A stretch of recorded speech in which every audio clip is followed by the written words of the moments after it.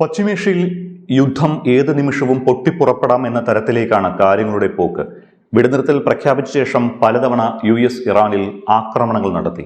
ഹോർമൂസിന് മുകളിലായി പറന്ന ഡ്രോണുകളെ US സൈനികർ വെടിവെച്ചിട്ടു. ഇറാൻ പതിവ് പോലെ ഗൾഫ് രാജ്യങ്ങളിലെ US കേന്ദ്രങ്ങളിൽ ആക്രമണം നടത്തി. ഇപ്പോഴിതാ ഗൾഫ് രാജ്യങ്ങളെ വിട്ട് ഇസ്രായേലിലേക്ക് മിസൈലുകൾ അയച്ചു ഇറാൻ. മിക്ക മിസൈലുകളും പ്രതിരോധ സംവിധാനമായ അയൺ ഡോം തടഞ്ഞുവെന്ന് ഇസ്രായേൽ പറയുന്നു. നിരന്തര ആക്രമണങ്ങളുടെ ആഴ്ചയ്ക്കാണ് തുടക്കമിട്ടിരിക്കുന്നത് എന്ന് Iran Islamic revolutionary guard corps അഥവാ IRGC പ്രഖ്യാപിച്ചിട്ടുണ്ട്. നേരത്തെ തെക്കൻ ബെയ്റൂട്ടിലെ ഹിസ്ബുള്ള ലക്ഷ്യങ്ങൾ ആക്രമിച്ചതായി ഇസ്രായേൽ പറഞ്ഞിരുന്നു. ഇറാന്റെ പ്രതികാര നടപടി ഉണ്ടാകുമെന്ന് ഉറപ്പമായിരുന്നു. ഇറാന്റെ ആക്രമണത്തിന് പിന്നാലെ ഇറാനിലെ പല സ്ഥലങ്ങളിലും ഇസ്രായേൽ ആക്രമണം നടത്തി. ഇറാന്റെ തലസ്ഥാനമായ ടെഹ്റാൻ, തബ്രീസ്, ഇസ്ഫഹാൻ എന്നീ നഗരങ്ങളിൽ ശക്തമായ സ്ഫോടനങ്ങൾ ഉണ്ടായി. ടെഹ്റാനിൽ കുറഞ്ഞത് 2 വലിയ സ്ഫോടനങ്ങളും ഇസ്ഫഹാനിൽ 3 സ്ഫോടനങ്ങളും ഉണ്ടായതായി ഇർന വാർത്താ ഏജൻസി റിപ്പോർട്ട് ചെയ്തിട്ടുണ്ട്. അതേസമയം ഇറാനെതിരായി നടത്തിയ വ്യോമാക്രമണത്തിന് പ്രതികാരമായി യമനിലെ ഹൂഥി വിമതർ ഇസ്രായേലിലേക്ക് മിസൈലുകൾ അയച്ചതായി റിപ്പോർട്ടുകളുണ്ട്. ഈ മിസൈലുകൾ ഇസ്രായേലിന്റെ അയൺ ഡോം സംവിധാനം നിർവീര്യമാക്കി. യുദ്ധം തുടങ്ങി 100 ദിവസം കഴിഞ്ഞിട്ടും ഇറാന്റെ സഖ്യകക്ഷികളായ ഹൂഥികളോ ഹിസ്ബുള്ളയോ ഹമാസോ അമേരിക്കയ്ക്കോ ഇസ്രായേലിനോ എതിരെ പ്രകടമായി രംഗത്ത് വന്നിരുന്നില്ല. ഇവരുടെ കടന്നുവരവ് യുദ്ധത്തിന്റെ ഗതിയെയും രീതികളെയും മാറ്റുമെന്ന് അന്താരാഷ്ട്ര വിദഗ്ധർ പറയുന്നുണ്ട്. നിലവിലെ ഇറാൻ ഇസ്രായേൽ സംഘർഷം അമേരിക്കൻ പ്രസിഡന്റ് ഡൊണാൾഡ് ട്രംപിനും തിരിച്ചടിയാണ്. ഇസ്രായേൽ പ്രധാനമന്ത്രി ബെഞ്ചമിൻ നെതന്യാഹുവിനോട് ഇറാന്റെ ആക്രമണത്തിനെതിരെ പ്രതികാരം ചെയ്യരുത് എന്ന് ട്രംപ് ആവശ്യപ്പെട്ടിരുന്നു. ഈ ആവശ്യം ഉന്നയിക്കുമെന്ന് US മാധ്യമമായ ആക്സിയോസിനോട് ട്രംപ് നേരത്തെ പറഞ്ഞിരുന്നതുമാണ്. ഇറാന്റെ ആക്രമണങ്ങൾ ആരെയും വേദനിപ്പിച്ചില്ല. ഇരുവശവും അവരുടേതായ ആനന്ദം കണ്ടെത്തി. ഇസ്രായേൽ ഒരു ആക്രമണം നടത്തി, ഇറാനും ആക്രമിച്ചു. മറ്റൊന്ന് ഇനി ആവശ്യമില്ല എന്നാണ് ട്രംപ് പറഞ്ഞത്. ഇസ്രായേലിനോടുള്ള ട്രംപിന്റെ ക്ഷമ കുറഞ്ഞു വരുന്നുവെന്നാണ് സൂചനകൾ. ബീബി എന്ന നെതന്യാഹു പഴയ ആളല്ല എന്ന് ട്രംപിന് തോന്നി തുടങ്ങിയെന്നാണ് സൂചന.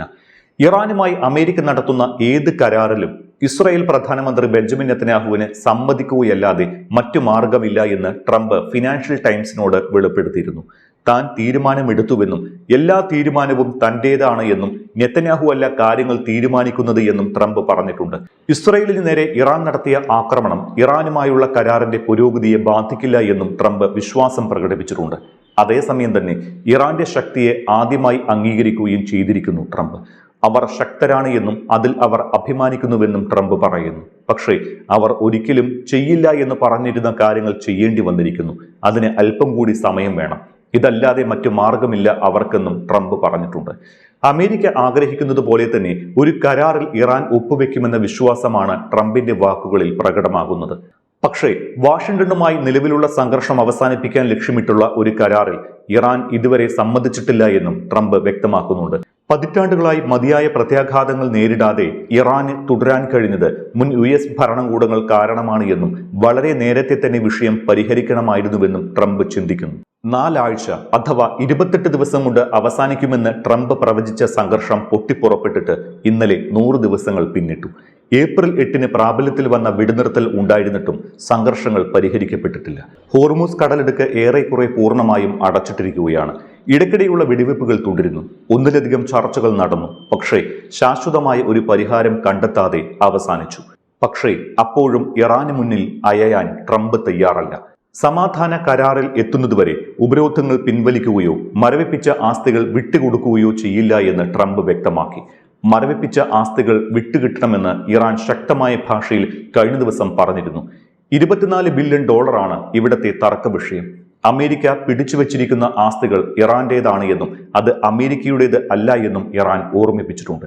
ഇതിന് പിന്നാലെയാണ് ഇറാന്റെ ആക്രമണങ്ങളിൽ ഗൾഫ് രാജ്യങ്ങൾക്ക് ഉണ്ടായ നാശനഷ്ടങ്ങൾ പരിഹരിക്കാൻ ഈ ആസ്തികൾ ഉപയോഗിക്കുമെന്ന് ട്രംപ് പറഞ്ഞത്. ഇറാന്റെ ആണവ പദ്ധതിയും ഹോർമൂസ് കടലിടുക്ക് തുറന്നു കിട്ടുന്നതും മാറി ഇറാന്റെ ആസ്തികൾ വിട്ടുകിട്ടുന്നതായി ഇപ്പോൾ ചർച്ചകളുടെ യഥാർത്ഥ അജണ്ട. പക്ഷേ ട്രംപ് കുലുങ്ങുന്നില്ല. എണ്ണയിൽ നിന്നുള്ള കോടിക്കണക്കിന് ഡോളറിന്റെ വരുമാനം, ക്രൂഡ് ഓയിൽ കയറ്റുമതിയിൽ ഉപരോധം ഒഴിവാക്കൽ, തുറമുഖങ്ങളെ ബാധിക്കുന്ന നിയന്ത്രണങ്ങൾ പിൻവലിക്കൽ, ആഗോള എണ്ണ കയറ്റുമതിയുടെ 1/5 കടന്നുപോയ ഹോർമൂസ് കടലിടുക്കിന് മുകളിൽ കൂടുതൽ നിയന്ത്രണം എന്നിവയാണ് ഇറാൻ ലക്ഷ്യമിടുന്നത്. അതിനിടെ മധ്യസ്ഥ ശ്രമങ്ങൾ തുടരുന്നതിന്റെ സൂചനയായി പാകിസ്ഥാൻ ആഭ്യന്തരമന്ത്രി മൊഹസിൻ നഖ്വി ഇറാനും അമേരിക്കയ്ക്കുമിടയിൽ ദൂതനായി എത്തിയിട്ടുണ്ട്. ഇറാനിയൻ വിദേശകാര്യമന്ത്രി അബ്ബാസ് അരാക്ചി ഉൾപ്പെടെയുള്ള മുതിർന്ന ഇറാനിയൻ ഉദ്യോഗസ്ഥരുമായി നഖ്വി ചർച്ച നടത്തി. അവരുടെ സന്ദേശം വാഷിംഗ്ടണിലും എത്തിച്ചു. ഇന്ധനവില വർധനവും യുദ്ധം മൂലമുണ്ടായ സാമ്പത്തിക തടസ്സങ്ങളും മൂലം ആഭ്യന്തര വിമർശനങ്ങൾ നേരിടുന്ന US പ്രസിഡന്റ് ഡൊണാൾഡ് ട്രംപിന് മേൽ ഈ സംഘർഷം കൂടുതൽ സമ്മർദ്ദം ചെലുത്തിയിട്ടുണ്ട്. അതുകൊണ്ട് ഇറാന്റെ നിബന്ധനകളിൽ ചിലത് അംഗീകരിച്ചേക്കുമെന്ന തരത്തിൽ റിപ്പോർട്ടുകൾ വരുന്നുണ്ട്. NBC ന്യൂസിനോട് സംസാരിക്കവേ US പ്രവർത്തനങ്ങൾ ഇറാന്റെ മിസൈൽ ഡ്രോണുകളുടെ ശേഷിയെ ഗണ്യമായി കുറച്ചതായി ട്രംപ് അവകാശപ്പെട്ടിരുന്നു. ഇത് ഇറാനോട് ഇനി ശത്രുത വേണ്ടെന്ന് കാട്ടി യുദ്ധം അവസാനിപ്പിക്കാനുള്ള ശ്രമമായും വിലയിരുത്തപ്പെടുന്നുണ്ട്. ഇറാന് ഇപ്പോഴും ഗണ്യമായ ആയുധശേഖരമുണ്ട് എന്ന് ട്രംപ് സമ്മതിക്കുകയും ചെയ്യുന്നു. അത് ഇറാനെ അംഗീകരിക്കുന്നതായും നിരീക്ഷിക്കാം. ഇറാനെ ബഹുമാനിക്കുന്നു എന്ന പ്രതീതി ഉണ്ടാക്കാനും ട്രംപ് ശ്രമിക്കുന്നതായി അന്താരാഷ്ട്ര നിരീക്ഷകർ കരുതുന്നുണ്ട്. എന്നാൽ ഇസ്രായേലിന്റെ നടപടികൾ ഇറാനുമായുള്ള കരാറിനെ ബാധിക്കുമെന്ന് ട്രംപിന് ആശങ്കയുണ്ട്. ഇസ്രായേൽ പ്രധാനമന്ത്രി ബെഞ്ചമിൻ നെതന്യാഹു തന്നിഷ്ടം പോലെ ലെബനനിൽ ആക്രമണം നടത്തുന്നതിനെ ട്രംപ് ന്യായീകരിക്കുന്നില്ല. ഫോണിലൂടെ നെതന്യാഹുവിന് ശക്തമായ താക്കീത് നൽകിയെന്നും റിപ്പോർട്ടുകൾ വന്നിരുന്നു. എന്നാൽ ലെബനനെ ആക്രമിക്കുന്നത് തുടരുകയാണ് ഇസ്രായേൽ. ലെബനനിലെ ഹിസ്ബുള്ള കേന്ദ്രങ്ങളിലേക്കുള്ള ആക്രമണത്തിന് US അംഗീകാരം നൽകിയിട്ടില്ല എന്ന് വാഷിംഗ്ടണിൽ നിന്ന് നേരത്തെ റിപ്പോർട്ടുകൾ പുറത്തു വന്നിരുന്നു. ഇതോടെ ഇസ്രായേലിന് മേലുള്ള അമേരിക്കയുടെ സ്വാധീനത്തിന്റെ പരിധിയെക്കുറിച്ച് സംശയമുയർന്നു. 3 മാസം മുൻപ് ആരംഭിച്ച യുദ്ധത്തിൽ നിന്ന് പുറത്തു കടക്കാൻ ശ്രമിക്കുന്ന അമേരിക്കയ്ക്ക് വലിയ പ്രതിസന്ധിയാണ് ഇസ്രായേൽ സൃഷ്ടിക്കുന്നത്. ട്രംപിനെ കൊണ്ട് യുദ്ധം ചെയ്യിച്ച് കുഴിയിലാക്കിയ നെതന്യാഹു ഇപ്പോൾ ട്രംപ് പറഞ്ഞാൽ പോലും അനുസരിക്കാതെയായി. ലെബനൻ വിഷയത്തിലും ഇന്നത്തെ ഇറാൻ ആക്രമണത്തിലും രോഷാകുലനാണ് ട്രംപ്. ഇറാനുമായുള്ള ചർച്ചയുടെ ഗതി മാറുമോ എന്നും ഭയമുണ്ട് ട്രംപിന്. ഇറാനെ സമാധാനത്തിന് പ്രേരിപ്പിക്കാൻ ലെബനനെ ഇസ്രായേൽ ആക്രമിക്കാതിരിക്കുക എന്ന അവസ്ഥ വരുന്നത് ട്രംപിന് വലിയ ക്ഷീണമാകും. യുദ്ധം ഇറാനെതിരെ, പക്ഷേ ചർച്ചാ വിഷയം ലെബനൻ. യുദ്ധത്തിൽ ഒരിക്കലും വിഷയമാകാത്ത ലെബനൻ ആക്രമണം ഇത്തരത്തിൽ കടന്നുകൂടിയത് ഇസ്രായേൽ കാരണമാണ്. അതിന് വഴിയൊരുക്കിയത് നെതന്യാഹുവും. ഈ സംഭവ വികാസങ്ങൾക്കിടയിലും ഇറാന്റെ ആക്രമണങ്ങളിൽ അമേരിക്കൻ സൈന്യത്തിനുണ്ടായ നഷ്ടം മറക്കാൻ കഴിയില്ല. ഇറാന്റെ പ്രതിരോധത്തെക്കാൾ അവരുടെ ആക്രമണശേഷി മനസ്സിലാക്കുന്നതിൽ US പരാജയപ്പെട്ടുവെന്ന് ചില സൈനിക ഉദ്യോഗസ്ഥരെങ്കിലും സമ്മതിക്കുന്നുണ്ട്. അത്യാധുനിക വിമാനമായ F-35നെ പലതവണ ആക്രമിച്ചു. പക്ഷേ US സൈനിക നടപടിയുടെ കുന്തുമണിയായിരുന്ന MQ-9 റീപ്പർ ഡ്രോണുകളെ ഇറാൻ തകർത്തത് അമേരിക്കയ്ക്ക് ഇപ്പോഴും ഉൾക്കൊള്ളാൻ കഴിയുന്നില്ല. ഇറാനും മിഡിൽ ഈസ്റ്റിലെ ഇറാന്റെ പിന്തുണയുള്ള ഗ്രൂപ്പുകൾക്കുമെതിരായ ഓപ്പറേഷനുകളിൽ കാര്യമായ നഷ്ടമാണ് ഇവയ്ക്കുണ്ടായത്. അതിനാൽ നിർമ്മാതാക്കളായ ജനറൽ ആറ്റോമിക്സിൽ നിന്ന് ഉപയോഗിക്കാത്ത MQ-9 റീപ്പർ ഡ്രോണുകൾ വാങ്ങാൻ US വ്യോമസേന നീക്കം നടത്തുന്നുവെന്നാണ് റിപ്പോർട്ടുകൾ. വിമാനങ്ങൾ ഇനി ഉൽപാദനത്തിൽ ഇല്ലാത്തതിനാലും പരിമിതമായ എണ്ണം മാത്രമേ ലഭ്യമായിട്ടുള്ളൂ എന്നതിനാലും ഡ്രോണുകൾ ഉപയോഗിക്കുന്നതിൽ വെല്ലുവിളികൾ നേരിടുന്നു US സൈന്യം. നിലവിൽ ജനറൽ ആറ്റോമിക്സിന്റെ ഉടമസ്ഥതയിലുള്ള നിരവധി ഉപയോഗിക്കാത്ത ഡ്രോണുകൾ വാങ്ങാൻ പദ്ധതിയിട്ടിട്ടുണ്ട് എന്ന് വ്യോമസേന സ്ഥിരീകരിച്ചു. വിമാനങ്ങൾ ആദ്യം വരുന്ന ഉപഭോക്താക്കൾക്കായി നിർമ്മിച്ചതാണ് എങ്കിലും അവയെല്ലാം വിറ്റുപോയിട്ടില്ല. സമീപകാല യുദ്ധപ്രവർത്തനങ്ങളിൽ നഷ്ടപ്പെട്ട വിമാനങ്ങൾക്ക് പകരം ഇവ വാങ്ങും. വാങ്ങൽ പ്രക്രിയ ആരംഭിക്കുന്നതിന് അമേരിക്കൻ ഭരണകൂടത്തിൽ നിന്ന് ധനസഹായം ലഭിച്ചിട്ടുണ്ട് എന്ന് വ്യോമസേന ഉദ്യോഗസ്ഥർ പറയുന്നു. വ്യോമസേന ഉദ്യോഗസ്ഥരുടെ അഭിപ്രായത്തിൽ 2026-ൽ MQ-9 വിമാനങ്ങളുടെ എണ്ണം 600-ൽ അധികമായിരുന്നു. അതിപ്പോൾ 135 കുറഞ്ഞു.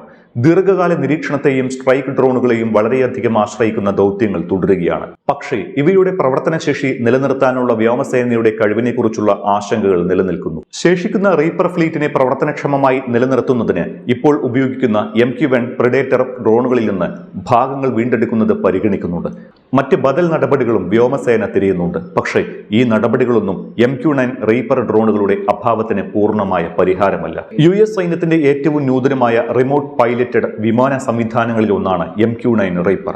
പ്രധാനമായും രഹസ്യാന്വേഷണ ശേഖരണം, നിരീക്ഷണം, രഹസ്യാന്വേഷണം, കൃത്യതയുള്ള ആക്രമണങ്ങൾ എന്നിവയ്ക്കായി രൂപകൽപ്പന ചെയ്തതാണ്. MQ-1 പ്രഡേറ്ററിന്റെ പിൻഗാമിയായി വികസിപ്പിച്ചെടുത്ത MQ-9 റീപ്പർ വലുതും വേഗമേറിയതും കൂടുതൽ ആയുധങ്ങൾ ഉള്ളതുമാണ്.